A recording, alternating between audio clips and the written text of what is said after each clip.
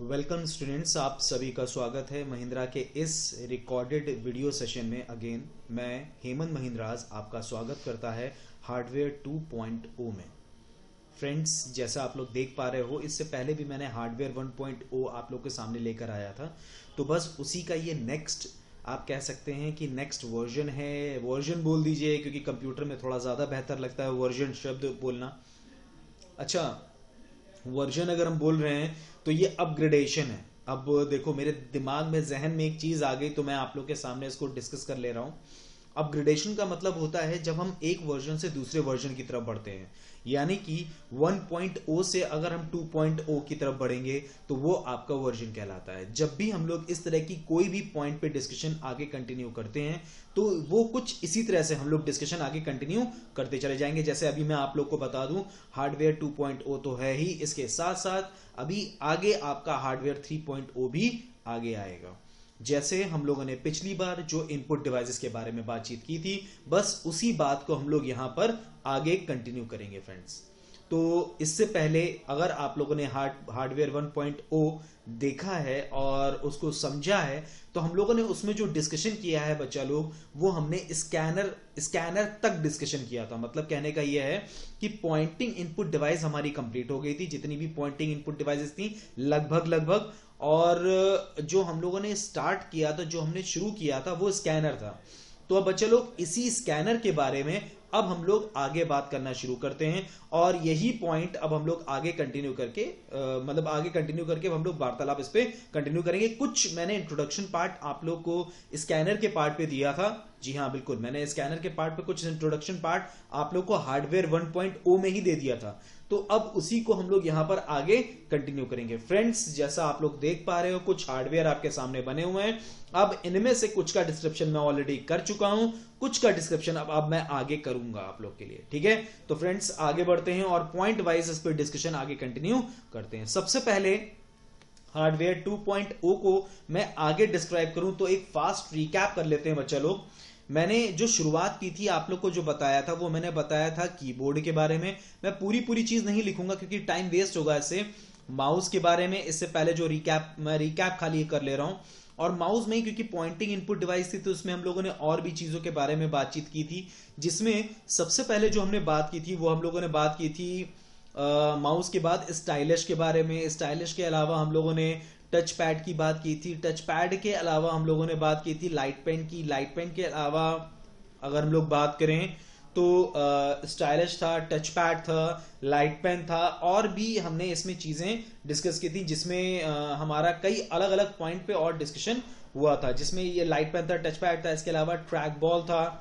ठीक है फ्रेंड्स, और भी चीजें थी। तो मतलब इन शॉर्ट में एक्सेट्रा हम लोगों ने और डिस्कशन किए थे। ये तो मैंने एक मोटी तौर पे चीज आपको बता दी फास्ट रिकैप में। उसी चीज को हम लोग आगे और कंटिन्यू करेंगे और प्रॉपर वे में डिस्कशन आगे कंटिन्यू अब करना शुरू करते हैं। देखो बच्चा लोग, एक बात हमेशा ध्यान रखो, जब भी हम लोग इस तरह के पॉइंट पे डिस्कशन करते हैं, हमारा पॉइंट हमेशा एक डिफरेंट ऑब्जेक्ट पे वर्क करता है। ठीक है, अब कई बार देखो, जैसे मैंने शुरुआत जब मैंने की थी आप लोग को बताने की इनपुट डिवाइसेस के बारे में, तो मैंने वहां पर दो तरह की चीजें आपको इंटरफेस बताए थे। एक GUI बताया था आप लोग को, और एक CUI आप लोग को बताया था। एक बात हमेशा ध्यान रखिएगा, ये ऑब्जेक्ट पे डिपेंड करता है कि आप जिस ऑब्जेक्ट को इस्तेमाल कर रहे हो OS में, ऑपरेटिंग सिस्टम में, उस ऑब्जेक्ट पे आपको किसका इस्तेमाल करना है। मतलब कहने का है कीबोर्ड का इस्तेमाल करना है कि माउस का इस्तेमाल करना है। हालांकि ये बहुत छोटी चीज है, हर कोई इस बात को जानता है, लेकिन अगर कैरेक्टर के बिहाफ पे या कमांड के बिहाफ पे आप बात करते हो, तो वो हमारा वर्कआउट होता है कीबोर्ड के लिए। मतलब कीबोर्ड, उसमें इनपुट डिवाइस इस्तेमाल होता है, और माउस GUI। ये बहुत कॉमन चीजें, ये मैं ऑलरेडी बता चुका हूं इससे पहले वाले वर्जन में। ठीक है, तो आप लोग चाहें तो उस वीडियो को देखिएगा और प्रॉपर वे में समझिएगा। खैर, एक फास्ट रिकैप था जो मैंने आप लोग के सामने रखा। अब हम लोग आगे बढ़ते हैं। जी हाँ, बिल्कुल, ये बिल्कुल वही IPOS चार्ट है जिसमें मैंने आप लोग को ये भी बताया था कि भैया हार्डवेयर क्या होता है, सॉफ्टवेयर क्या होता है, और उसमें IPOS चार्ट के बारे में भी आप लोग को डिस्क्राइब किया था। ठीक है, तो अब इसमें मुझे डिस्कशन नहीं करना आप लोगों से, क्योंकि मैं ऑलरेडी ये डिस्कस कर चुका हूं। फ्रेंड्स, आगे कंटिन्यू करते हैं। अब देखिएगा, इसमें जो मैं आप लोग को बता रहा हूं IPOS चार्ट के बारे में, इसमें हम लोग ऑलरेडी डिस्कस कर चुके हैं माउस के बारे में, कीबोर्ड के बारे में, स्टाइलिश के बारे में, जॉयस्टिक के बारे में, light pen, track ball, touch pad, इन सब के बारे में हम लोग डिस्कशन ऑलरेडी कर चुके हैं। और इस चैप्टर में हम लोग कोशिश करेंगे OCR से लेके MICR तक, और ये जो QR कोड रीडर है इसको मतलब यानी इन शॉर्ट में जितना भी बचा हुआ इनपुट डिवाइस है वो हम हर हाल में इस चैप्टर में क्लियर करेंगे। ठीक है फ्रेंड्स, तो अब हम लोग इसी को आगे और कंटिन्यू करते हैं और एक एक करके उन सारे के सारे डिवाइसेस की तरफ बढ़ते हैं और उन सारे डिवाइसेस पे हम लोग डिस्कशन करना शुरू करते हैं। तो फ्रेंड्स चलिए शुरू करते हैं। और अब हम लोग बात करेंगे सबसे पहले जो हम लोगों ने डिस्कशन स्टार्ट मतलब जहां पर खत्म किया था वहीं से शुरू करते हैं। तो भाई हार्डवेयर 1.0 हम लोगों ने जो खत्म किया था, जो हम लोगों ने फिनिश किया था उस टाइम पे, वो हम लोगों ने स्कैनर पे आके उसको रोका था। अब इसी स्कैनर के आगे हम लोग कंटिन्यू करते हैं बच्चा लोग। अब स्कैनर के पार्ट पे देखो, स्कैनर क्या होता है ये मैं ऑलरेडी बता चुका हूं। ठीक है, अभी मैं केवल एक लाइन में बता दे रहा हूं, उसमें मैंने लिख के आप लोग को बताया था कि भैया किसी भी हार्ड कॉपी को सॉफ्ट कॉपी में कन्वर्ट करने के लिए हम लोग जिस तरह की इनपुट डिवाइस का इस्तेमाल करते हैं that is called scanner. That is called scanner, वो आपका कहलाता है स्कैनर। अच्छा फ्रेंड्स, एक चीज और है, स्कैनर की ही अगर बात की जाए तो स्कैनर में आपके अलग अलग टाइप के स्कैनर्स होते हैं। ठीक है, हार्ड कॉपी को सॉफ्ट कॉपी में कन्वर्ट करना दैट इज कॉल्ड स्कैनर, पहली चीज। दूसरी चीज, स्कैनर की ही अगर बात की जाए तो स्कैनर को हम लोग बेसिक 3 पार्ट में डिवाइड करते हैं। लेकिन फ्रेंड्स देखिए, ये क्लासिफिकेशन नहीं है, ये मैं कुछ टाइप्स के बारे में डिस्कशन कर रहा हूं। ठीक है, अब इसका मतलब नहीं है कि यही क्लासिफिकेशन है आपका, ये क्लासिफिकेशन नहीं है। ठीक है, अब सुनिएगा, जैसे आपका पहला हो गया hand held scanner. Hand held नाम ही बता रहा है इसका काम, हाथों से पकड़ने वाला स्कैनर। अब आप सोचोगे ऐसा कौन सा स्कैनर है सर जो हाथों से नहीं पकड़ा जाता? बिल्कुल सही जवाब है, मतलब बिल्कुल सही बात है आप लोग की, भाई ऐसा कोई स्कैनर नहीं जो हम लोग हाथों से नहीं पकड़ते। लेकिन हमारे पास ऐसे भी पोर्टेबल स्कैनर्स हैं जो कि हम लोग हैंड हेल्ड के रूप में इस्तेमाल करते हैं। जैसे मैं अगर आपको एक एग्जाम्पल की बात करूं, बार कोड रीडर, भाई अगर आप देखें तो ये ज्यादा पोर्टेबल होता है। ठीक है, बाकी और स्कैनर की अपेक्षा ये ज्यादा पोर्टेबल है और ये भी एक तरह की स्कैनिंग डिवाइस है। भाई करता क्या है, बारकोड को ही तो स्कैन करना इसका बेसिकली काम होता है। ठीक है, तो भाई हैंडहेल्ड की अगर बात की जाए तो ये आपका BCR के एग्जाम्पल में रखा जा सकता है, दैट इज ऑल्सो ट्रू। अच्छा, अब आता है फीड इन स्कैनर, मतलब ऐसा स्कैनर जो आपका स्कैन तो करे ही करे और साथ साथ में अपने अंदर डेटा को भी फीड कर सके। It is also possible in that particular area. ठीक है, इसके बाद आप लोग का आता है flat bed type. Flat bed, अब इसका हिंदी में अनुवाद देने की जरूरत नहीं है बच्चा लोग। फ्लैट क्या होता है, बेड क्या होता है, ये आप लोग जानते हो, ये मुझे बताने की जरूरत नहीं। ये जो फ्लैट बेड आपका स्कैनर होता है बच्चा लोग, वो बेसिकली ये होता है आपका, ये आपके सामने जो बना हुआ है that is your flat bed scanner. ये फ्लैट बेड स्कैनर ही आपका होगा। ठीक है, और नॉर्मली आप लोग जो अपनी रोजमर्रा की जिंदगी में स्कैनर्स देखते हो बेसिकली वो आपके फ्लैट बेड ही होते हैं, नॉर्मली जो देखते हो। हाँ, अब यहां पर एक क्वेश्चन जरूर लोगों से मतलब लोग पुटअप करते हैं कि सर ये जो फोटोकॉपी मशीन होती है, इसका उत्तर मैं आप लोग को दे दे रहा हूं, बिल्कुल मैं दे रहा हूं आंसर इसका। फोटोकॉपी मशीन होती है सर, ये किस तरह के डिवाइस में आएगा? क्या ये स्कैनर है या ये प्रिंटर है या ये दोनों है? तो भाई सबसे पहली बात तो समझ लो, फोटोकॉपी मशीन या कोई भी डिवाइस, फोटोकॉपी मशीन तो एक एग्जाम्पल है, एक उदाहरण है, लेकिन अगर कोई भी डिवाइस अगर स्कैनिंग करती है, मतलब कहने का स्कैनिंग तो वो करे ही करे, स्कैनिंग का पार्ट उसके पार्ट पे हो, या फिर और साथ साथ में वो प्रिंटिंग भी करे, केवल स्कैनिंग ना करे प्रिंटिंग भी करे, तो मोस्ट प्रोबेबली वो हमारी जो डिवाइस होती है बच्चा लोग, वो हमारी कौन सी होती है? फोटोकॉपी मशीन होती है। That is your photocopy machine, जिसमें स्कैनिंग भी होती है और प्रिंटिंग भी। अब क्वेश्चन ये उठता है सर ये किस तरह की डिवाइस होगी? तो भैया ये मल्टी फंक्शनल डिवाइस कहलाती है। इसको इनपुट आउटपुट दोनों की श्रेणी में रखा जा सकता है, मतलब इसको हम लोग रख सकते हैं बोथ की श्रेणी में, यानी कि ये इनपुट डिवाइस भी है और साथ में आउटपुट डिवाइस भी कहलाती है। ठीक है, इसमें जो स्कैनर होता है वो भी आपका कौन सा होता है भाई? अगर आप लोग कभी गौर करो तो फ्लैट बेड टाइप का ही आपको स्कैनर इसमें देखने को मिलता है। खैर देखिए, अब मैं आपको बात करूं तो ऐसे हमारे पास कई अलग अलग टाइप के भी स्कैनर्स हम लोग वर्कआउट करते हैं। तो भाई मैं फिर से एक बार रिपीट कर दे रहा हूं, देखिए हैंड हेल्ड स्कैनर, हाथों से पकड़ने वाला स्कैनर, इसका मैंने एक एग्जांपल आपको बताया ही, बार कोड रीडर या उसको हम लोग BCR भी बोलते हैं इन शॉर्ट में। फीड इन स्कैनर, ऐसा स्कैनर जिसमें हम स्कैन तो कर ही पाए, करने के साथ साथ उसमें डेटा भी फीड हो सके, मतलब स्कैनिंग हो, स्कैनिंग के साथ डेटा भी फीड उसी मशीन के अंदर हो जाए। हम डिवाइस की बात कर रहे हैं यहां पे, ठीक है। और उसके बाद आपका आता है फ्लैट बेड। फ्लैट बेड जैसा आपके सामने है, दैट इज योर स्कैनर, ठीक है।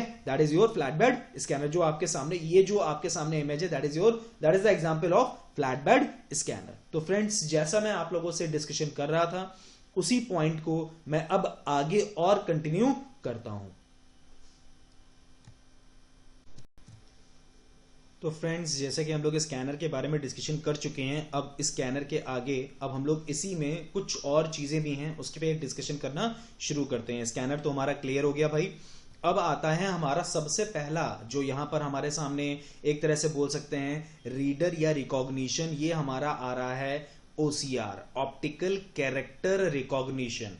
इसको मैं कुछ भी बताऊं, इससे सबसे पहले तो आप इसको प्रॉपर वे में एक बार रीड करिएगा, तब आपको चीजें क्लियर हो पाएंगी, ठीक है। Optical character recognition, that is called optical character recognition, या बोल सकते हैं ऑप्टिकल कैरेक्टर रीडर, ठीक है। देखो, एक बात मैं आप लोगों को बताऊं, कई बार एग्जामिनेशन में पुटअप किया जाता है, ठीक है। तो या तो रीडर होगा या तो रिकॉग्निशन होगा, दोनों में से कोई एक होगा, ठीक है। अच्छा, एक चीज और मैं आप लोगों को बताऊं, इसको हम लोग इंटेलिजेंट कैरेक्टर रिकॉग्निशन भी बोलते हैं। और इसकी सबसे बड़ी वजह यह है कि ये जो आईसीआर टर्म भी इसमें इस्तेमाल किया जाता है, जैसा आप लोग देख पा रहे हो यहाँ पे लिखा हुआ है आईसीआर के बारे में, इंटेलिजेंट कैरेक्टर रिकॉग्निशन के बारे में। अब ये होता क्या है, देखो लिखा तो है, आप लोग इसको पढ़ भी सकते हो, कोई दिक्कत नहीं है, लेकिन मैं इसको थोड़ा और बेहतर ढंग से समझा दूं। देखिए, मैं अगर इसको बहुत आसान शब्दों में समझाऊं तो मैं ये बोल सकता हूं, किसी भी हैंड रिटन डेटा को, hand written form of data को हम लोग अगर डिजिटल फॉर्म में कन्वर्ट करना चाहते हैं, तो उसके लिए हम इस्तेमाल करते हैं ऑप्टिकल कैरेक्टर रिकॉग्निशन का।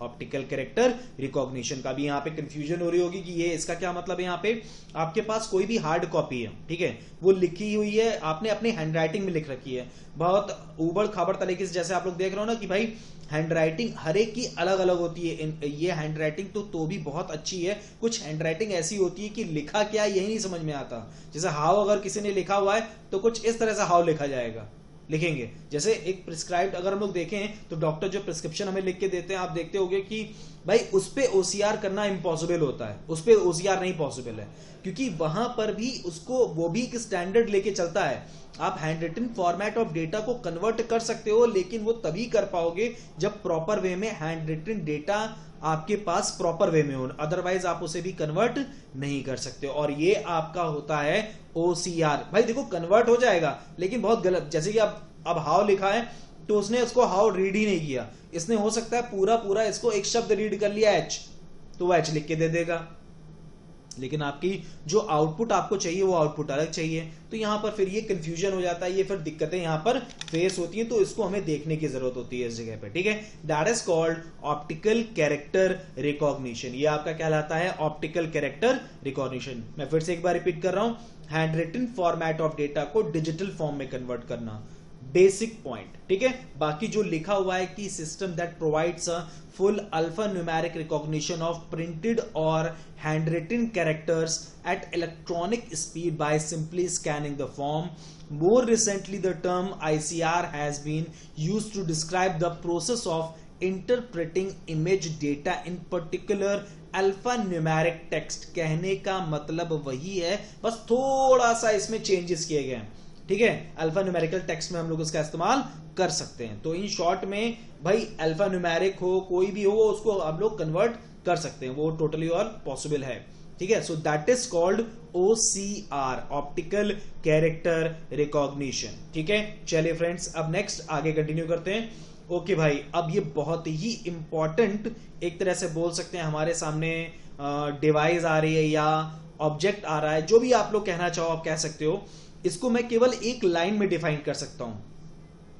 To check the objective sheet we need to use a input device that is called OMR। To check the objective sheets, we need to use a input device that is called OMR. That is called OMR. और OMR का जो full form होता है बच्चा लोग, वो आपका होता है ऑप्टिकल मार्क रीडर। रिकॉग्निशन भी गलत नहीं, वो भी बिल्कुल सही है, लेकिन एग्जामिनेशन में अगर पुटअप किया जाए तो यहां पर रिकॉग्निशन और रीडर पे नहीं कंपटीशन होगा। रीडर यहां पर मोस्ट प्रोबेबली अगर देखा जाए तो रीडर रिकॉग्निशन से ज्यादा कह सकते हैं उसको तवज्जो देनी पड़ेगी हमें। अगर मान लीजिए दोनों ऑप्शन आता है, रिकॉग्निशन भी है रीडर भी है, तो reader is the correct answer. और एक लाइन में अगर मैं डिफाइन करूं तो हम लोग कह सकते हैं कि भैया OMR की अगर बात की जाए तो ऑप्टिकल मार्क रीडर बेसिकली किसी भी ऑब्जेक्टिव शीट्स को चेक करने के लिए इसका इस्तेमाल किया जाता है। अब ये आप लोग जो देख रहे हो ना OMR शीट, असल में OMR शीट के लिए ही ये मशीन बनाई गई थी और कोई वजह नहीं थी इसको बनाने की। और पहले भाई यहां पर मुझे नहीं लगता कि आप में से कोई भी पर्सन ऐसा होगा जिसने कभी एग्जाम ना दिया हो। कभी ना कभी कोई ना कोई एग्जाम आपने इस OMR शीट पे जरूर दिया होगा। और इसको लिखने का भी तौर तरीका होता है, हवा में नहीं सब कुछ होता है इसमें भी कुछ इंस्ट्रक्शंस होते हैं, ठीक है। वो इंस्ट्रक्शंस इसलिए होते हैं ताकि वो इसके स्टैंडर्ड को फॉलो कर सके, दैट्स व्हाई, चेक करने के लिए, ठीक है। कि अगर आपने ज्यादा गाढ़ा, अगर आपने आधा ओवलिंग की है, मतलब ओवलिंग पूरी होनी चाहिए, आधी नहीं होनी चाहिए, ठीक है, आधी अधूरी ओवलिंग नहीं होनी चाहिए, ऐसी ओवलिंग नहीं होनी चाहिए, ओवलिंग पूरी प्रॉपर वे में होनी चाहिए, ऐसे करके छूटा नहीं होना चाहिए, पूरी पूरी ओवलिंग होनी चाहिए, और ऐसे करके इसको काटना भी नहीं होता है। कुछ जगहों पे पेपर में यह भी कहा जाता है कि इसको काटना नहीं होता बिल्कुल भी। अगर आप काट दोगे तो फिर वो क्वेश्चन आपका एक तरह से निग्लिजिबल हो जाता है। अगर आपने काट के दोबारा सही भी आंसर कर दिया तो भी वो निग्लिजिबल हो जाएगा, तो इसीलिए कहा जाता है। अब इसमें भी अलग अलग हैं। अब इसमें अलग अलग क्या है भैया, इसमें अलग अलग है आपका पेन अलग इस्तेमाल होता है, पेंसिल अलग इस्तेमाल होती है, तो हर एक का अपना एक अलग अलग कॉन्सेप्ट होता है। वो डिपेंड करता है, हर एक का अपना एक अलग अलग कॉन्सेप्ट है। मतलब इन शॉर्ट में बस समझिए केवल इतना कि OMR का जो काम होता है, ऑप्टिकल मार्क रीडर का काम केवल इतना होता है, ऑब्जेक्टिव शीट्स को चेक करने के लिए हम लोग जिस तरह की मशीन, जिस तरह की इनपुट डिवाइस का इस्तेमाल करते हैं, that is called OMR. It may be called optical mark recognition and also it is known as optical mark reader. ठीक है फ्रेंड्स, चलिए फ्रेंड्स नेक्स्ट आगे कंटिन्यू करते हैं हम लोग। अब आता है आपके सामने बार कोड रीडर। नाउ अब आपके सामने आता है क्या, बार कोड रीडर। अब फ्रेंड्स देखो, बार कोड रीडर आपका होता क्या, पहले तो आप इसको समझिएगा कि बार कोड रीडर क्या चीज है। That is called BCR, that is called BCR। और इसी BCR की अगर बात की जाए तो इस मतलब अगर हम लोग एक तरह से बोले तो बार code reader also called a price scanner और POS स्कैनर। POS स्कैनर कई बार पूछा गया है और लोग गलत कर देते हैं, ठीक है, इसीलिए मैं यहां पर ज्यादा प्रॉपर वे में आप लोग को बता रहा हूं इसको।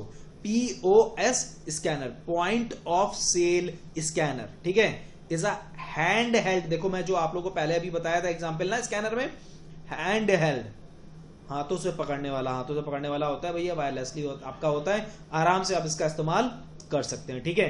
Capture and read information contained in a bar code. तो इन शॉर्ट में अगर कोई आपसे ये कहे कि भैया बार कोड रीडर क्या होता है, तो आप बिल्कुल बता सकते हो कि भैया बार कोड रीडर एक प्राइस स्कैनर होता है, या इसे हम लोग POS स्कैनर भी कहते हैं, जो कि इसमें जो डेटा होता है उसको स्कैन करने के लिए इस्तेमाल किया जाने वाला एक इंपॉर्टेंट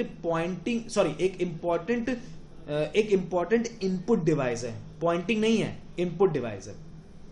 स्कैनिंग डिवाइस बोल सकते हैं, स्कैनिंग में गलत, अगर स्कैनिंग टर्म का हम लोग इस्तेमाल कर लेंगे तो वो गलत नहीं होगा, उसको हम लोग गलत नहीं कह सकते कि हाँ वो गलत है, ठीक है। तो इन शॉर्ट में BCR का ये बेसिक मोटिव होता है या ये बेसिक काम होता है।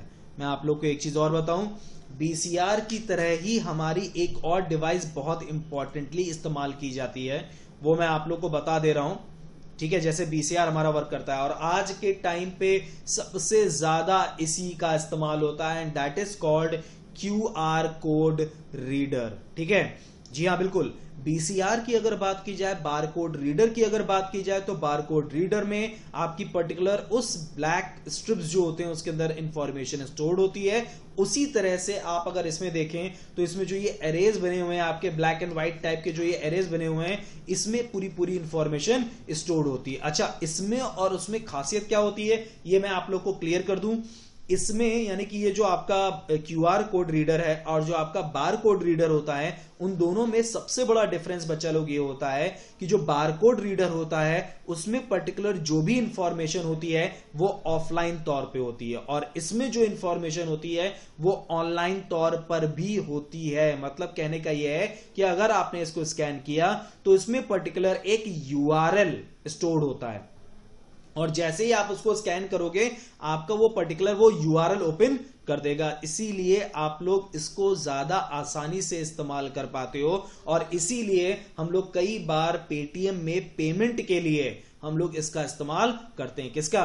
क्यूआर कोड रीडर का, यानी कि क्विक रिस्पॉन्स कोड रीडर का हम लोग इस्तेमाल करते हैं, और यही आपकी कहलाती है मशीन रीडेबल कोड। ये आपका मशीन रीडेबल कोड कहलाता है। तो इन शॉर्ट में अगर कोई आपसे ये कहता है कि भैया क्यूआर और बारकोड रीडर में क्या डिफरेंस है, तो भैया सबसे पहले तो नाम ही बताओ, क्विक रिस्पॉन्स कोड रीडर।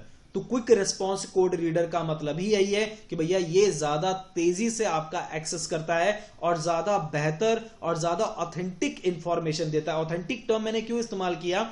क्योंकि जो आपका बीसीआर होता है उसमें हो सकता है कि जब इंफॉर्मेशन डाली गई हो तब उसकी जो इंफॉर्मेशन थी वो इंफॉर्मेशन, क्योंकि वो ऑनलाइन तो होता नहीं है वहां पर स्पेसिफिक। अब ऐसा नहीं कि आज के टाइम पे हम लोग ऐसा वर्क नहीं करा पा रहे हैं, हम लोग बिल्कुल वर्क करा पा रहे हैं। इन शॉर्ट में केवल इतना समझिए कि वो जो स्ट्रिप्स होते हैं उन स्ट्रिप्स में जो इंफॉर्मेशन होती है उसको स्कैन करने के लिए हम लोग बीसीआर का इस्तेमाल करते हैं। और इसकी अगर बात की जाए तो ये जो एरे होते हैं इसके अंदर एक यूआरएल स्टोर होता है। तो बहुत ऑब्वियस सी बात है, अपडेटेड अगर हम लोग देखें तो हमें ज्यादा अपडेटेड कहां से मिलेगा? क्यूआर से ही मिलेगा, क्विक रिस्पॉन्स कोड रीडर से ही मिलेगा। तो इन शॉर्ट में ये आपका इस्तेमाल किया जाता है। और इसको यूज करने की अगर हम लोग बात करें तो आज के टाइम पे हमारा जो स्मार्टफोन है वही इतना कैपेबल होता है। बीसीआर के लिए तो हमें एक डिवाइस की जरूरत पड़ती है बीसीआर। हालांकि हमारे अगर फोन में भी हमारी ये फैसिलिटीज अब आने लगी हैं, लेकिन पहले टाइम पे ऐसा नहीं होता था कि कुछ बीसीआर को हम लोग स्कैन कर सकते हैं। लेकिन अब इसका मतलब ये नहीं कि हर डिवाइस, हर एक आपका मोबाइल फोन कर सकता है। लेकिन अगर क्यूआर की बात की जाए तो वो ज्यादा बेहतर है इस कंडीशन में, बीसीआर के कंडीशन से। ठीक है, तो इन शॉर्ट में ये आपका कहलाता है क्विक रिस्पॉन्स कोड रीडर। और इससे पहले जो आपका था that is your BCR bar code reader. तो इन शॉर्ट में जैसा मैंने अभी आप लोग को बताया कि भैया आपका जो बीसीआर था उसी तरह से आपका क्यूआर भी वर्क करता है, बस थोड़ी सी सिमिलैरिटीज भी हैं और थोड़ी सी एक तरह से देखा जाए तो डिफरेंस भी है। सिमिलैरिटीज थोड़ी कम है, डिफरेंस थोड़े ज्यादा है। ठीक है, और ज्यादा बेहतर टेक्नोलॉजी की अगर बात की जाए तो नो डाउट क्यूआर ज्यादा बेहतर है। ठीक है, अगर आप लोग को याद हो तो नोटबंदी में सबसे ज्यादा इसी का इस्तेमाल किया गया था। किसमें? पेटीएम में, अगर आपको ध्यान हो तो। ठीक है, क्यों? क्योंकि हमें, और दूसरी एक चीज और, इस कोरोना काल में भी सबसे ज्यादा इसी का इस्तेमाल किया जा रहा है। क्यों? क्योंकि भैया कोरोना काल में क्या होता है, कोरोना काल में अगर हम लोग कोई चीज टच नहीं करना चाहते तो पेमेंट के लिए तो हमें भैया कैश पूरा टच करना है, अपना वॉलेट टच करना है, कई चीजें हमारी हैं उसमें टच करने के लिए। तो हम लोगों ने क्या किया कि पर्टिकुलरली पेटीएम के थ्रू ही पेमेंट मारना स्टार्ट कर दिया। कार्ड की भी अगर बात करो तो कार्ड को भी तो भाई टच करके स्वैप करोगे आप, लेकिन इसमें स्वैप करने की जरूरत नहीं, वहां पर एक कार्ड टाइप का लगा होता है, उस पर स्कैन करो, स्कैन करते ही आपका पहुंच जाएगा आपका अमाउंट आपके उस पर्टिकुलर एरिया में। या आप अमाउंट किसी का लेना चाहते हो तो फिर उसका भी एक तरीका होता है। तो मतलब अलग अलग तरीके से हमारे पास कई तरह की चीजें इसमें पॉसिबल हैं। ठीक है, तो ये क्यूआर और बारकोड रीडर। अब नेक्स्ट आगे कंटिन्यू करते हैं। फ्रेंड्स, ये बहुत ही इंपॉर्टेंट आपकी डिवाइस है। क्यों? क्योंकि एग्जामिनेशन में आप लोग अगर देखो ना तो एग्जामिनेशन में भाई जिसका एग्जामिनेशन की आप लोग प्रिपरेशन कर रहे हो वो है क्या? बैंक ही तो है। और बैंकिंग इंडस्ट्री की अगर बात की जाए तो बैंकिंग इंडस्ट्री आपकी वर्कआउट कैसे करती है? बैंकिंग इंडस्ट्री चेक, ठीक है, चेक का प्रोसेस होना, उसके अलावा आपका कैश का प्रोसेस होना, उसके अलावा आपका ऑनलाइन प्रोसेस होना, अब तो खैर और भी चीजें हमारे इसमें इनबिल्ट हो गई हैं। लेकिन अगर देखा जाए तो एक टाइम पे हम लोग चेक पे सबसे ज्यादा काम किया करते थे। तो उस टाइम पे एक मशीन इजाद की गई, यानी एक मशीन हम लोग ने इस्तेमाल करना शुरू किया जिसका नाम था मैग्नेटिक इंक कैरेक्टर रिकॉग्निशन, जिसके थ्रू चेक को प्रोसेस किया जाता है। अब चेक को प्रोसेस कैसे किया जाता है, इसमें अगर आप लोग बॉटम में देखें, देखो चेक नंबर लिखा होता है उसी के साथ एक MICR कोड भी होता है। ठीक है, ये आपका कोड जो होता है ये नॉर्मली जो आपको दिख रहा है ये आपको नॉर्मली 9 डिजिट का दिखाई देता है। अगर आप लोग देखें तो ये जो आपको दिखाई देता है ये नॉर्मली आपको 9 डिजिट्स का दिखाई देता है। तो इसमें शुरुआत का जो 3 कोड होता है वो सिटी कोड होता है, बीच का जो 3 कोड होता है वो बैंक कोड होता है, और लास्ट का जो 3 कोड होता है बच्चा लोग वो ब्रांच कोड होता है। यानी कि सिटी में बैंक और बैंक की ब्रांच। सिटी मतलब सिटी के अंदर आपका बैंक और बैंक की आपकी क्या हो गई ब्रांच। मैं रटने का तरीका बता रहा हूं, सिटी में बैंक और बैंक की ब्रांच, इससे ये चीज हमें याद ही हो जाएगी। तो ये 9 डिजिट्स का होता है। कभी कभी क्वेरी आती है कि भैया कितने डिजिट्स का होता है, तो आप बता सकते हो 9 डिजिट्स का ये आपका बेसिकली होता है क्या, MICR कोड। और MICR कोड में हम किसका इस्तेमाल मतलब कैसे इस्तेमाल करते हैं, शुरुआत की 3 डिजिट सिटी कोड, फिर देन बैंक, फिर branch. So this is called MICR, magnetic ink character recognition technology. मतलब ये एक तरह की कैरेक्टर रिकॉग्निशन टेक्नोलॉजी आपकी होती है। ठीक है, चेक को प्रोसेस करने के लिए। चलिए फ्रेंड्स, तो ये तो हो गया MICR। अब नेक्स्ट आगे कंटिन्यू करते हैं। ये तो मैं देखिए बहुत तेजी से हम लोग थोड़ा करके डिस्कशन आगे कंटिन्यू करते चले जा रहे हैं। तो फ्रेंड्स अब आगे कंटिन्यू करते हैं भाई। नेक्स्ट ये तो हम लोग डिस्कस कर ही चुके हैं। नेक्स्ट अब आते हैं सबसे पहले वेबकैम। फ्रेंड्स दोस्तों, सबसे पहले तो मैं एक बात आप लोग को पहले क्लियर कर दूं, वेबकैम आपकी केवल और केवल इनपुट डिवाइस ही है, ये हमेशा ध्यान रखिएगा। ये केवल और केवल आपकी इनपुट डिवाइस ही है। ये ज्यादा क्लियर नहीं हो पा रहा है तो मैं रेड ही ले लेता हूं, वो ज्यादा बेहतर है। ठीक है, ये केवल और केवल आपकी इनपुट डिवाइस है। पहली बात मैं आप लोग को एक बात क्लियर कर दूं, ये इनपुट आउटपुट दोनों डिवाइस नहीं होती, वेबकैम नहीं होता है। वहां पर अगर आप बात करो डिजिटल कैमरा की तो वो एक अलग सिनेरियो है। ठीक है, उसमें हम लोग जरूर बात कर सकते हैं कि वो इनपुट भी है और आउटपुट भी है। लेकिन अगर हम लोग वेबकैम की स्पेसिफिक होकर बात करें बच्चा लोग, तो वेबकैम हमारा इनपुट आउटपुट दोनों डिवाइस नहीं होती है, ये केवल और केवल इनपुट डिवाइस होती है। अब आपके जहन में आ रहा होगा कि ये कैसे पॉसिबल है भाई, वो तो दोनों ही होती है हमारी। तो अब मैं क्लियर करता हूं भाई, इसी तरह का कुछ वेबकैम होता है। ठीक है, या आप लोग अपने लैपटॉप में देखिएगा तो भाई यहां पर आपका क्या होगा, इमेज जैसे अगर आप सामने बैठे हो तो आपकी इमेज कैप्चर होगी, इमेज इसके थ्रू कैप्चर हो रही है। अब आप लोग कंफ्यूज क्यों होते हो, क्योंकि साथ में आपके मॉनिटर भी रखा हुआ है और मॉनिटर में आपको उस पर्सन की इमेज दिख रही है जिससे आप लोग वीडियो चैट कर रहे हो। तो आपको लगता है कि ये इनपुट आउटपुट दोनों डिवाइस है, ऐसा नहीं है। क्योंकि भैया ये एक अलग डिवाइस हो गई और मॉनिटर एक अलग डिवाइस हो गई। मॉनिटर जरूर हमारी आउटपुट डिवाइस है, that is your output device. तो अब इसका मतलब ये कतई नहीं है कि वेबकैम आपकी इनपुट आउटपुट दोनों डिवाइस हो गई। वेबकैम आपकी केवल और केवल इनपुट डिवाइस हुई, क्योंकि ये केवल और केवल इमेज कैप्चर कर रहा है। ये केवल और केवल क्या कर रहा है, इमेज को कैप्चर कर रहा है। ये कैप्चर कर रहा है इमेज को, और दिखाने का जो काम कर रहा है या आउटपुट देने का काम जो कर रहा है या डिस्प्ले देने का जो काम कर रहा है, वो काम कर रहा है कौन, वो काम कर रहा है आपका मॉनिटर। ठीक है, जो कि एक अलग आउटपुट डिवाइस है। That's why it is only and only input device। अब अपोजिट करते हैं, डिजिटल कैमरा की अगर बात करें बच्चा लोग, तो हाँ उसको हम लोग जरूर इनपुट आउटपुट दोनों की श्रेणी में रख सकते हैं, लेकिन उसमें और भी चीजें होती हैं। जैसे भाई हम लोग बात करें तो एसडी कार्ड भी तो लगता है उसमें। ठीक है, एसडी कार्ड भी लगता है, पहले के टाइम पे रील्स लगते थे। ठीक है, तो मतलब इन शॉर्ट में अगर हम लोग बात करें तो उसको हम लोग कह सकते हैं इनपुट आउटपुट बोथ, क्योंकि जो डिजिटल कैमरा जितने भी आज के टाइम पे आप लोग देख रहे होंगे उसमें इमेज कैप्चर तो होता ही है, कैप्चर होने के साथ साथ उसी में स्टोर भी हो जाता है और उसी में डिस्प्ले भी हो जाता है। पीछे की तरफ अगर आप देखना चाहें तो इमेज भी दिखाई देती है। लेकिन वेबकैम की अगर बात की जाए तो वेबकैम प्योरली इनपुट डिवाइस है। इट इज नॉट बोथ, मतलब ये दोनों नहीं होती ना, इनपुट आउटपुट दोनों नहीं होती है, केवल और केवल इनपुट डिवाइस ही होती है। ठीक है फ्रेंड्स, चलिए फ्रेंड्स अब नेक्स्ट हम लोग आगे बढ़ते हैं। वेबकैम के बाद अब नेक्स्ट जो हमारा आता है, ओके फ्रेंड्स, बायोमेट्रिक्स। आज के टाइम पे, आज की जनरेशन में या आज के टेक्नोलॉजी में इसका बहुत बड़ा रोल है। अगर आप में से किसी ने कभी जॉब की होगी तो जॉब में आप लोगों को अटेंडेंस लगानी पड़ती है। आपको मैं बताऊं, सबसे बड़ा ऑथेंटिकेशन इसे ही माना जाता है, वो भी किसमें, फिंगरप्रिंट रीडिंग में। भाई बहुत सी जगहों पे एफआर मशीन लगी होती है, एफआर मतलब फिंगरप्रिंट रीडिंग मशीन, ठीक है, फिंगरप्रिंट रीडिंग मशीन।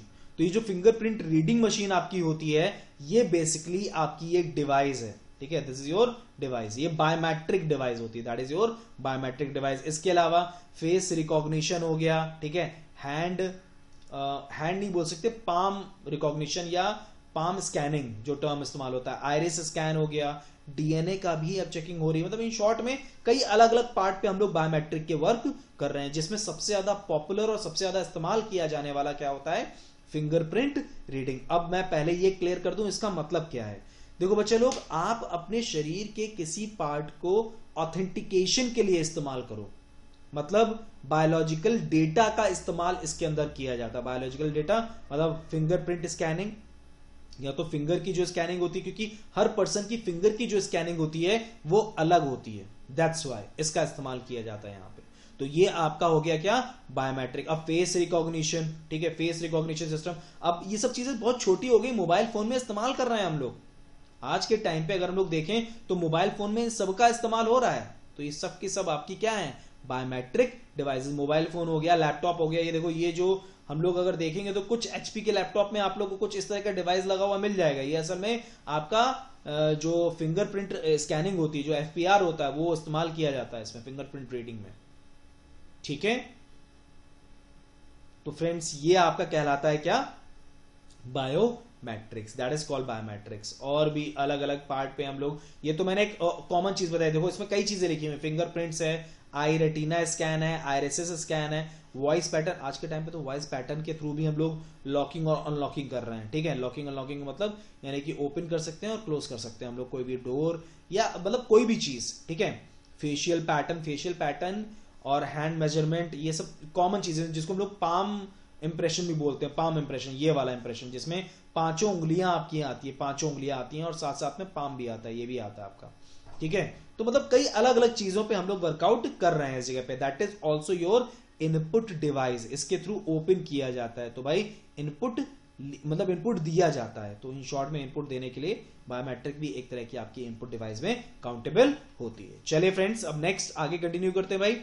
इसमें एक चीज और मैं आपको बता दूं, वॉइस पैटर्न बहुत इंपॉर्टेंट है। वॉइस पैटर्न क्यों इंपॉर्टेंट है, क्योंकि आज के टाइम पे नॉर्मली आवाज सभी की डिफरेंट होती है, लेकिन हाँ एक चीज और मैं आपको बताऊं, कई लोग मिमिक्री कर लेते हैं। तो इसीलिए जब भी कोई भी वॉइस पैटर्न रखा जाता है किसी भी चीज को ओपन करने के लिए, तो उसका अल्टरनेटिव जरूर रखा जाता है। अगर आप लोग देखें तो आपके मोबाइल फोन में भी केवल और केवल आप अपने फिंगरप्रिंट से लॉक नहीं कर सकते हैं, ठीक है। वहां पर कोई ना कोई पिन भी दिया जाता है। वो इसीलिए देने की वजह होती है कि बाई चांस मान लीजिए आपके हाथ में किसी तरह का कोई डिस्टरबेंस हो जाए, खुदा ना खास्ता आपके हाथी में कुछ दिक्कत हो जाए, तो उस जगह पे आप पिन से भी उसको ओपन कर सकें। कंपलसरी करके रखा हुआ है सबने, ठीक है, लेकिन कुछ जगहों पे केवल और केवल बायोमेट्रिक के थ्रू ही होता है। उसमें कंपलसरी, क्योंकि वो चीज कुछ ऐसी रखी होती है उस जगह पे कि उसमें कंपलसरी कर रखा है। अगर कुछ दिक्कत होगी तो भैया फिर कोई और तरीके से उसको ओपन किया जाएगा, क्योंकि अल्टरनेटिव तो हर एक चीज का होता है। तो भाई ये आपका क्या हो गया, बायोमेट्रिक, जो कि एक इनपुट डिवाइस है आपकी।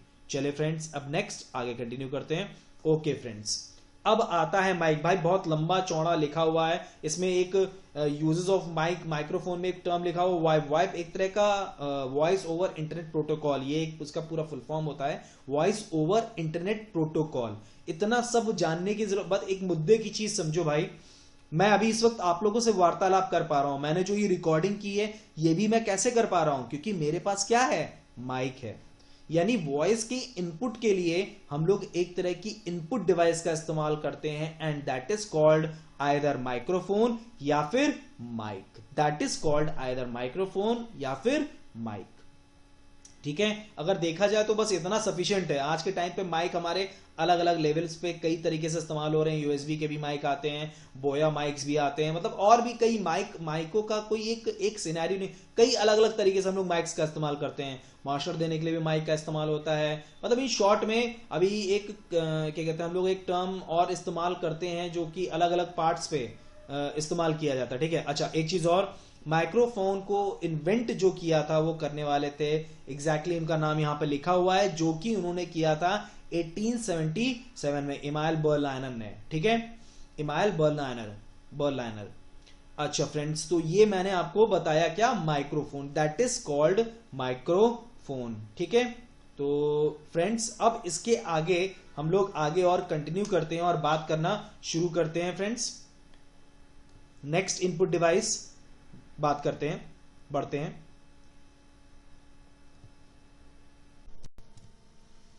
ओके फ्रेंड्स, तो जैसा अभी हम लोग ने डिस्कस किया कि भाई माइक्रोफोन की हम लोग बात कर रहे थे, अब माइक्रोफोन के बाद जो अब नेक्स्ट हमारा इनपुट डिवाइस है that is your touch screen. तो टच स्क्रीन, देखिए आज के टाइम पे टच स्क्रीन का इस्तेमाल शायद ही कोई एरिया हो जहां पर ना हो रहा हो। भाई आप गेमिंग कंसोल्स की बात कर लो, और सबसे ज्यादा तो हम लोग अपने मोबाइल फोन में इस्तेमाल करते हैं इसका, जिसको हम लोग बोलते हैं स्मार्टफोन्स, ठीक है। टच स्क्रीन भी एक इनपुट डिवाइस आपकी होती है, that is also known as input device. All in one computers होते हैं, ऑल इन वन कंप्यूटर्स का मतलब यहाँ पर ये है कि मतलब ऐसे डिवाइसेस हमारे होते हैं, उसी के अंदर आपका कीबोर्ड भी होता है, उसी के अंदर आपका या माउस को भी आप लोग कैसे इस्तेमाल कर सकते हो, बिल्कुल टच कर करके आप इसका इस्तेमाल कर सकते हो। ऐसे लैपटॉप्स आप लोग देख भी रहे हो, ठीक है। पहले के टाइम पे थोड़े कॉस्टली आते थे, अब थोड़े से और चीप हो गए, थोड़ा सा सस्ते हो गए। और उसके अलावा धीमे धीमे हम लोग एक तरह से देखें तो सारी चीजें हमारी क्या होती जा रही है, मतलब टच स्क्रीन पे ही वर्क करने वाली होती चली जा रही है। अगर आप लोग देखें तो पहले के टाइम पे जो हमारी कुछ डिवाइसेस ऐसी थी जिसपे हम लोग मतलब यानी कि हमें पैनल मिला होता था, उस पे कीपैड टाइप का दे रखा होता था, आज के टाइम पे वो भी हमारा टच स्क्रीन होता जा रहा है। इसका सबसे बड़ा एग्जांपल तो ये स्मार्टफोन ही है। पहले ये मल्टीमीडिया सेट्स आते थे, तो जो मल्टीमीडिया सेट होता था उसमें क्या होता था, मल्टीमीडिया सेट्स में आपका क्या होता था, वो बेसिकली आपका वर्कआउट करता था कीपैड के बिहाफ पे, मतलब कीपैड पे ही आपका वर्कआउट किया करता था।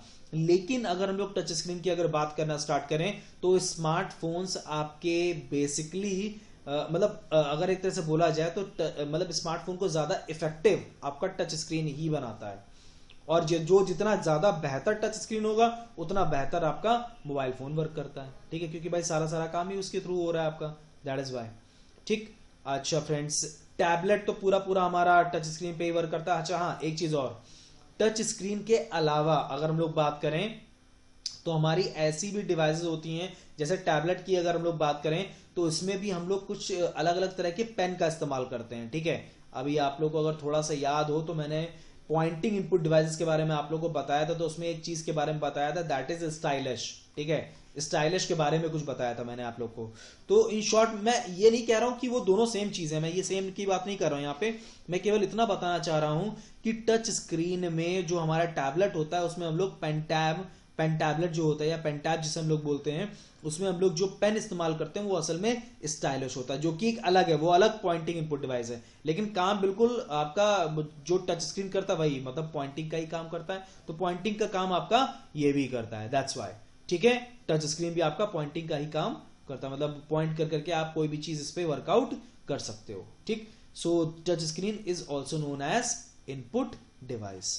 अच्छा फ्रेंड्स, अब इसके साथ में हम लोग का कंप्लीट होता है सारा का सारा इनपुट डिवाइस, यानी जितनी भी इनपुट डिवाइस जो हम लोग अभी तक डिस्कस कर रहे थे वो पूरी लिस्ट आपकी कंप्लीट होती है। अब हम लोग चाहे तो एक बार देख भी सकते हैं भाई, माउस जैसे मैंने आपको बताया it is your pointing, keyboard की बात की, कैरेक्टर भाई ये स्कैनिंग के लिए हो गया, ये भी स्कैनिंग के लिए हो गया, स्कैनर स्कैनिंग, ठीक है। स्टाइलिश की बात की जाए, पॉइंटिंग स्कैनर तो हमारा ऐसा है ही भाई। जॉयस्टिक की अगर बात की जाए it is your pointing. Webcam की अगर बात की जाए तो मैंने आपको बताया वेबकैम किस तरह की डिवाइस होती है, बेसिकली ये केवल इनपुट डिवाइस होती है और इसके थ्रू आप लोग इमेज कैप्चर कर सकते हो, वीडियो कॉन्फ्रेंसिंग कर सकते हो, बहुत सी चीजें पॉसिबल हैं इसमें, ठीक है। लाइट पेन आपका पॉइंटिंग इनपुट डिवाइस होता है, ट्रैक बॉल आपका पॉइंटिंग इनपुट डिवाइस होता है, टच पैड आपका पॉइंटिंग इनपुट डिवाइस होता है। बायोमेट्रिक्स की अगर बात की जाए तो अलग अलग पार्ट पे अगर हम लोग बात करें, जैसे FPR फिंगरप्रिंट रीडिंग हो गई, उसके अलावा रेटिना स्कैन हो गया, ठीक है, हर्ट स्कैन हो गया, मतलब और भी होते हैं जो मैंने उसमें एग्जांपल लिखे, उसके अलावा भी होते हैं, जैसे रेटिना स्कैन एक बहुत बड़ा पार्ट है, ठीक है। उसके अलावा एक और आता है हार्ट बीट स्कैन, ठीक है। उसके अलावा जब हमने DNA लिख दिया तो फिर सभी कुछ कवर हो गया उसके अंदर। अच्छा, माइक्रोफोन जिसको हम लोग क्या बोलते हैं, माइक बोलते हैं, मैंने आपको बताया इसके इन्वेंटर कौन थे, ठीक है। उसके अलावा टच स्क्रीन का हम लोगों ने इस्तेमाल किया। टच स्क्रीन जो कि आज के टाइम पे हमारा सबसे ज्यादा, मतलब एक तरह से बोला जाए तो नॉर्मली अब हमारी डिवाइसेस जो कीपैड पे वर्क किया करती थी वो नॉर्मली धीमे धीमे टच स्क्रीन पर ही आती चली जा रही हैं, ठीक है। लेकिन इसका मतलब ये नहीं कि पूरी तरह से टच स्क्रीन पर ही है, ऐसा नहीं है, कीपैड पे भी रहती हैं। और क्यूआर कोड तो मैंने आपको बताया भैया एक तरह के मतलब है बिल्कुल, ये बिल्कुल बीसीआर की तरह, बस टेक्नोलॉजी में इन दोनों के में बहुत बड़ा अंतर है। इसकी टेक्नोलॉजी में अंतर है। ज्यादा बेहतर की अगर बात की जाए तो बेहतर ज्यादा आपका क्यूआर कोड होता है, ठीक है फ्रेंड्स। तो ये हम लोगों ने पूरा डिस्क्राइब किया, पूरी जानकारी की इन सारी के सारी इनपुट डिवाइसेस के बारे में। सारी हमारी क्या हो गई, इनपुट डिवाइसेस हो गई। तो अब हम लोग बात करेंगे नेक्स्ट हार्डवेयर के बारे में, and that is called what, output device. वो हमारी क्या हो जाएगी भाई, that is called output device. तो भाई अब नेक्स्ट हम लोग का जो ऑप्शन है उस पर जरा हम लोग बढ़ते हैं भाई, और वो हमारा क्या हो जाएगा, that is your output device. तो फ्रेंड्स चलिए अब हम लोग आउटपुट डिवाइसेस के बारे में बात करना स्टार्ट करते हैं, और आउटपुट डिवाइसेस पे अब हम लोग आगे कंटिन्यू करेंगे। अब एक एक करके हम लोग सारी आउटपुट डिवाइसेस के बारे में बात करेंगे। लेकिन फ्रेंड्स आउटपुट डिवाइसेस के बारे में बात करने से पहले थोड़ा सा एक इंट्रोडक्शन पार्ट कर लेते हैं इसी के बारे में, आउटपुट डिवाइसेस के बारे में। आप लोग को अगर याद हो, मैंने आप लोग को एक प्रोसेस समझाया था जिसमें मैंने आप लोग को बताया था कि सबसे पहले हमारा क्या होता है, इनपुट होता है। इनपुट हम लोग किसके थ्रू करते हैं, हम लोग इनपुट डिवाइसेस के थ्रू करते हैं। प्रोसेस होता है भाई, उसके बाद हमारा क्या होता है, प्रोसेस होता है। प्रोसेस हमारा किसके थ्रू होता है, प्रोसेस हमारा होता है प्रोसेसर के थ्रू। वो हम लोग किसके थ्रू करते हैं, वो हम लोग करते हैं प्रोसेसर के थ्रू, ठीक है जी हाँ बिल्कुल, वो हम लोग करते हैं प्रोसेसर के थ्रू। उसके बाद आपका आता है आउटपुट डिवाइस। उसके बाद आप लोग का क्या आता है, आउटपुट डिवाइस। और ये जो आउटपुट डिवाइस आपका होता है ये असल में आपको एक मीनिंगफुल इंफॉर्मेशन देता है। यानी कहने का मतलब ये है कि रिजल्ट अगर प्रोवाइड करने की बात की जाए तो कंप्यूटर में जो रिजल्ट आपको प्रोवाइड किया जाता है वो आउटपुट डिवाइस के थ्रू ही आपको रिजल्ट मिलता है। अब वो किसी भी फॉर्म में मिले, फिर वो चाहे हार्ड कॉपी के फॉर्म में आपको मिले, फिर वो चाहे आप लोग को सॉफ्ट कॉपी के फॉर्म में मिले, किसी भी फॉर्म में आपको अगर रिजल्ट मिलता है तो वो आपकी डिवाइस कौन सी होती है, आउटपुट डिवाइस होती है। अच्छा फ्रेंड्स एक चीज और आप लोग को अगर ध्यान हो, मैंने प्रोसेस के साथ ही साथ मतलब प्रोसेसर के साथ ही साथ एक पैरेलली चीज भी हमारी वर्क करती है, दैट इज कॉल्ड मेमोरी। ये तो खैर याद होगा ही आप लोग को, ठीक है। अब आगे बढ़ते हैं भाई, उसी में जो इंट्रोडक्शन पार्ट पे मैं बात कर रहा था उसी पे वापस आ जाता हूं। देखो भाई यहां पर हम लोग को डिस्कशन करना क्या होगा, डिस्कशन का मोटिव कोई बहुत बड़ा नहीं होगा, कोई बहुत ज्यादा हमें डिस्कस नहीं करना होगा। इसमें एक पॉइंट टू पॉइंट हमें डिस्कशन करना होगा इसमें, जिसमें आउटपुट डिवाइसेस की अगर बात की जाए तो बेसिकली आउटपुट डिवाइस जो आपका वर्कआउट करता है वो वर्कआउट क्या करता है, वो तो मैंने खैर बताया कि भाई मीनिंगफुल इंफॉर्मेशन आपको देता है आपका आउटपुट डिवाइस, ठीक है। जिसमें सबसे इंपॉर्टेंट अगर एक तरह से जैसे अगर हम लोग बात करें सबसे इंपॉर्टेंट जिसके बगैर हम कंप्यूटर की कल्पना ही नहीं कर सकते, वो कौन सी इनपुट डिवाइस है। तो हमारे जहन में दो नाम आते हैं, एक आता है कीबोर्ड और एक आता है माउस। मैं आपको एक बात और बता दूं, अगर माउस ना भी हो ना एक बार को तो आप कीबोर्ड से काम कर सकते हो, ठीक है। माउस के बगैर कीबोर्ड से भी काम हो सकता है, कीबोर्ड के बगैर माउस से भी काम किया जा सकता है। अब ये डिपेंड करता है आपको कितनी नॉलेज उसमें वर्क करने की। जैसे अगर हम लोग बात करें तो कीबोर्ड के बगैर कैसे काम कर सकते हैं, ऑन स्क्रीन कीबोर्ड होता है, लेकिन उस जगह पे भी अब कई रिस्ट्रिक्शंस होते हैं, वो डिपेंड करता है टोटली ऑल ओएस पे, ठीक है, ऑपरेटिंग सिस्टम पे। लेकिन अब हम लोग वापस जरा आउटपुट डिवाइस में आ जाएं तो आउटपुट डिवाइस का जो सबसे महत्वपूर्ण या कह सकते हैं सबसे इंपॉर्टेंट आउटपुट डिवाइस जो हमारी होती है वो हमारी होती है भाई कौन सी, दैट इज कॉल्ड मॉनिटर। वो आपकी होती है मॉनिटर, ठीक है। उसके बाद प्रिंटर, फिर स्पीकर, फिर प्रोजेक्टर, और एक बहुत इंपॉर्टेंट चीज मिस हो गई है, मतलब मिस नहीं हुई है, मतलब इन शॉर्ट में तो खैर एग्जांपल्स देखें वो तो हम लोग खैर डिस्कस करेंगे अभी, दैट इज प्लॉटर। बहुत इंपॉर्टेंट है प्लॉटर। क्यों इंपॉर्टेंट है मैं आपको बता दे रहा हूं भाई, जो बड़े बड़े बैनर्स आप लोग देखते हो ना, असल में ये इसी के थ्रू प्रिंट किए जाते हैं, जो बड़े बड़े बैनर्स देखते हो आप लोग, ठीक है। अब इसमें भी अलग अलग तरह के प्लॉटर्स की हम लोग डिस्कशन करते हैं। लेकिन एक चीज मैं आपको बताऊं, क्वेश्चन अगर पूछा जाता है ना तो मैक्स टू मैक्स जो क्वेश्चन आता है वो इतना पूछ लिया जाता है प्लॉटर में कि भैया सबसे हाई क्वालिटी इमेज हमें कौन सा देता है प्रिंटिंग डिवाइस, तो वहां पे नाम प्लॉटर का जाता है, बस इतना ही क्वेश्चन आता है, ठीक है। प्लॉटर में टाइप बहुत रेयर बेसिस पे पूछे जाते हैं, और भी अदर तरह के जो क्वेश्चंस होते हैं वो भी बहुत रेयर बेसिस पे। लेकिन हाँ, एक इन सब में से एक आउटपुट डिवाइस सबसे इंपॉर्टेंट है जिससे सबसे ज्यादा क्वेश्चंस किया जाता है, और वो है आपका प्रिंटर, क्योंकि इससे रिलेटेड कई क्वेश्चंस बनते भी हैं। ठीक है, तो खैर वो सब कुछ हम लोग डिस्कशन करेंगे। तो भाई ये जो हार्डवेयर 2.0 है, अब इसको हम लोग आगे डिस्क्राइब जरूर करेंगे, लेकिन भाई हाँ, जैसा आप लोग को याद होगा, मैंने हार्डवेयर 1.0 में भी क्वेश्चन आंसर्स रखे थे, और हार्डवेयर 2.0 में भी मैंने क्वेश्चंस, मतलब इन शॉर्ट में एमसीक्यू, मल्टी चॉइस क्वेश्चंस रखे हैं आप ही लोगों के लिए। ठीक है, देखिए अगर आप लोग अब काउंट करें ना, तो ऐसे हम लोग 5-5 करते करते, अगर सोचिए अगर हमने 30 वीडियोस भी बनाए या हमने 20 वीडियोस भी बनाए, तो देखिए 100 नहीं तो 150 क्वेश्चंस केवल 5-5 करते करते हमारे बनते चले जाएंगे, अगर मैं गलत नहीं हूं तो भाई। ठीक है भाई, अगर हम 5 क्वेश्चंस के हिसाब से अगर डिस्कशन करना स्टार्ट करें और 20 वीडियोस उसके होते तो कितने हो जाएंगे भाई? 5 को आप 20, मतलब 20 क्रॉस 5 कर लीजिए आप। ठीक है, तो इन शॉर्ट में जैसा मैं आप लोगों से डिस्कशन कर रहा था उसी को हम लोग आगे और कंटिन्यू करते हैं। तो भाई अब आता है हमारा MCQ section, that is called multiple choice question. तो चलिए स्टूडेंट्स, अब एमसीक्यू पे आगे कंटिन्यू करते हैं। सबसे पहला क्वेश्चन आपके सामने स्क्रीन पे आता है भाई, देखिए लिखा क्या है, which of the following input device is used to check the objective sheets. Objective sheet की जांच करने के लिए निम्न में से किस इनपुट डिवाइस का उपयोग किया जाता है। नॉर्मली जो हमारी ऑब्जेक्टिव शीट्स होती हैं, अगर आप लोग जाने तो भैया ओएमआर शीट ही हमारी नॉर्मली ऑब्जेक्टिव शीट होती है। ठीक है, अगर हम लोग बात करें तो नॉर्मली हमारी ओएमआर शीट ही ऑब्जेक्टिव शीट्स हम लोग डिस्कशन करते हैं, लेकिन यहां पर ऑब्जेक्टिव शीट की ही बात कर दी गई है, तो ओएमआर शीट भी गलत नहीं है। यहाँ पे ओएमआर शीट अगर बोल देंगे, ऑब्जेक्टिव शीट बोल देंगे, ओएमआर शीट भी ऑब्जेक्टिव शीट ही हमारी हुआ करती है। तो भाई यहां पर जो आंसर होगा, कई बार हम लोग ऑप्शन के आधार पे भी आंसर देते हैं। ठीक है, तो ये मैं आप लोग को आगे समझाऊंगा कैसे होगा, वो भी मैं क्लियर करूंगा, लेकिन वो अभी नहीं। अभी फिलहाल इसका आंसर हम लोग समझते हैं। शायद आप लोग समझ चुके होंगे इसका आंसर क्या है, और इसका आंसर हमारा क्या हो जाएगा भाई, दैट इज कॉल्ड OMR, जिसका फुल फॉर्म मैंने आप लोग को उसी टाइम बताया था, optical mark reader is the correct answer, that is called optical mark reader. ये आपका हो जाएगा ऑप्टिकल मार्क रीडर। तो भाई ऑब्जेक्टिव शीट्स की अगर बात की जाए तो उसको चेक करने के लिए इनपुट डिवाइस कौन सी हो गई, OMR हो गई।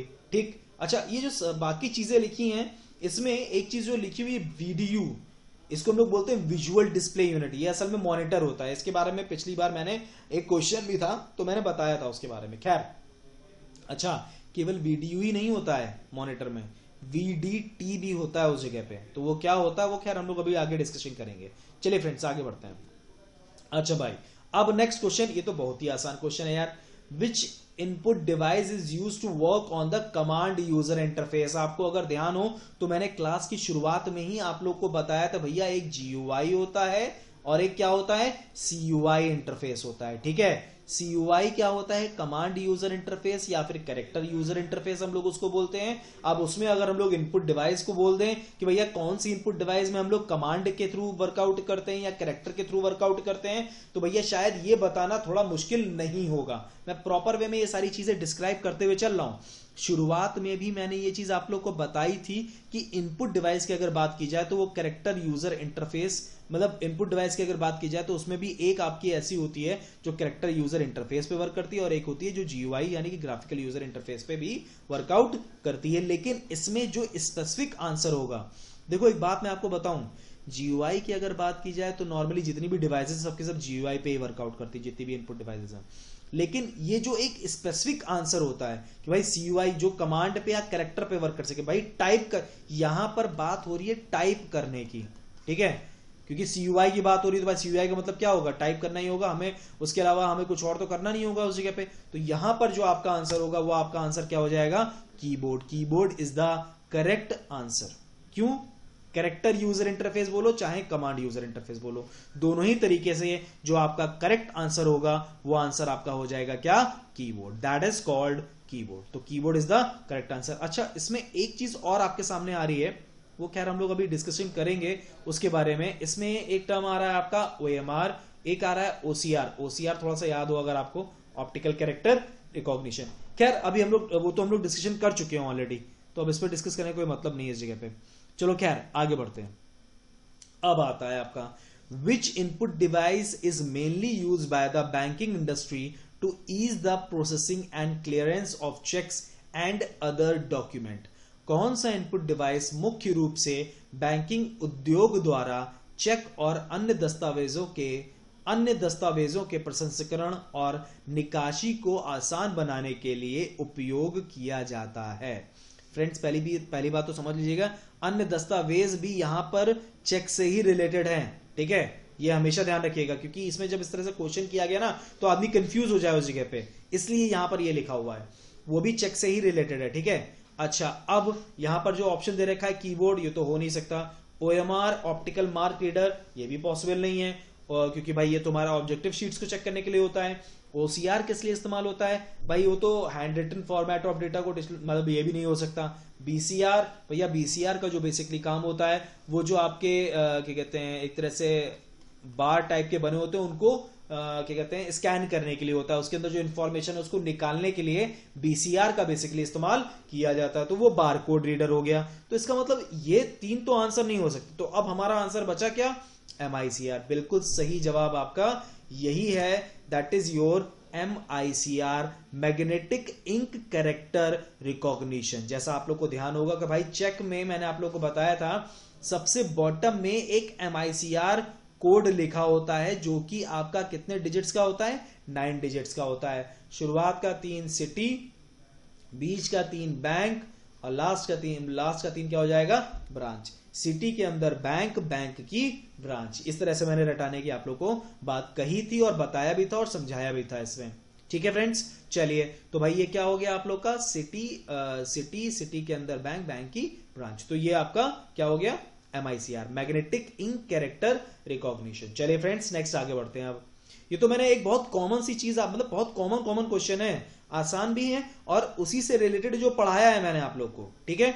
चलिए फ्रेंड्स, अब आगे, Which of the following is the pointing input device that is used in the CAD and CAM fields या area, ठीक है। निम्न में से कौन से संकेत इनपुट उपकरण है जो CAD, CAD और CAM क्षेत्र में उपयोग किया जाता है, मतलब उपयोग किए जाते हैं।